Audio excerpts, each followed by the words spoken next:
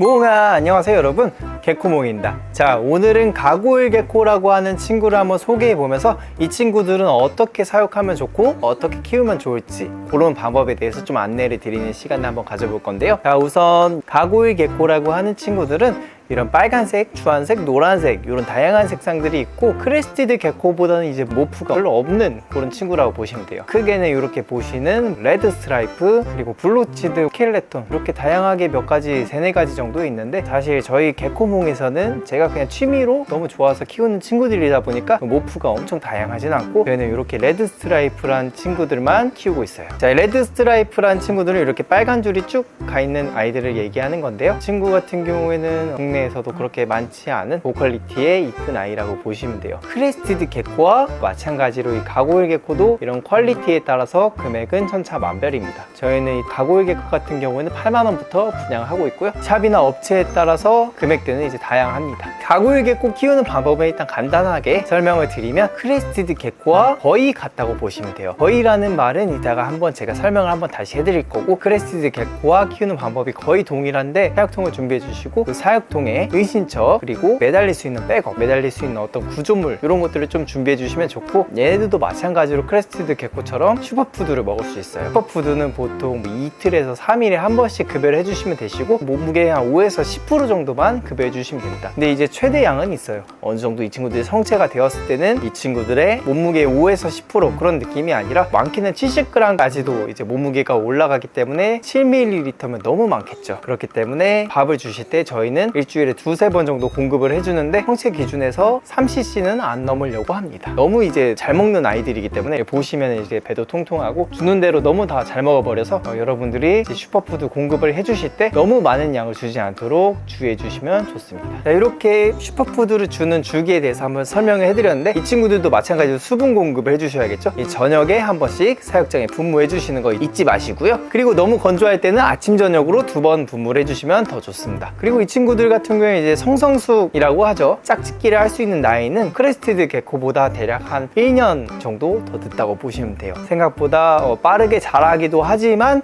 그래도 크레스티드 개코보다는 성성숙 기간이 좀 더 길다라는 걸 꼭 명심해 주시고, 너무 이른 번식은 이 친구들 건강에도 악영향을 미치니까 어느 정도 성체가 되었을 때 대략 2년에서 3년 사이에 이 친구들의 몸무게가 최소한 50g 아니면 한 45g 정도 됐을 때 그때부터 번식을 할 준비가 되었다고 보시면 될 것 같습니다. 그리고 아까 거의 같다고 말씀드렸는데, 그 거의라는 부분에 대해서 조금 더 상세하게 설명드리면, 크레스티드 개코와 다른 점은 이 친구들은 좀 더 칼슘 급여에 신경을 써주셔야 합니다. 특히나 암컷 같은 경우에는 알을 만드는 데 있어서 크레스티드 개코보다 칼슘을 좀 더 많이 소비하는 느낌이에요. 자, 그래서 제가 전에 말씀드린 이 제품은 G랩에서 만든 해치라는 상품으로 이 친구들 이제 먹이 급여해 줄 때는 대략 한 10% 정도 슈퍼푸드에 혼합해서 사용하고 있습니다. 자, 이렇게 가고일 개코에 대해서 간단하게 설명해 드렸는데요. 가고일 개코 이렇게 밥도 잘 먹고 아주 건강하고 좀 더 활달하고 그런 친구들인데, 외모에 대해서 조금 차이점을 두자면 이 친구들은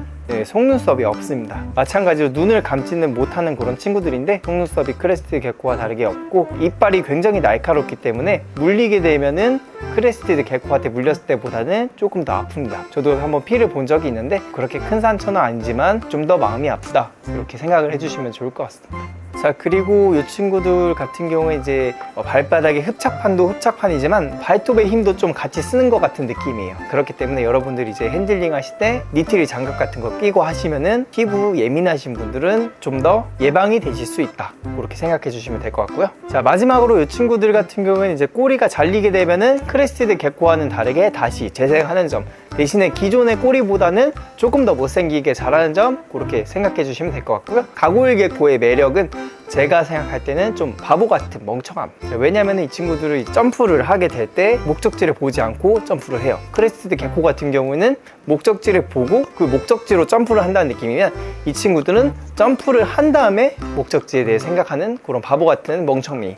생긴 건 멋있는데 하는 짓은 바보, 빙구 같은 느낌입니다. 오늘은 가고일 개코 사육 방법에 대해서 한번 알아보았는데요. 가고일 개코의 다양한 매력에 대해서 한번 여러분들한테 잘 전파됐기를 그렇게 바라면서 오늘 영상 한번 마무리 지어 보겠습니다. 감사합니다.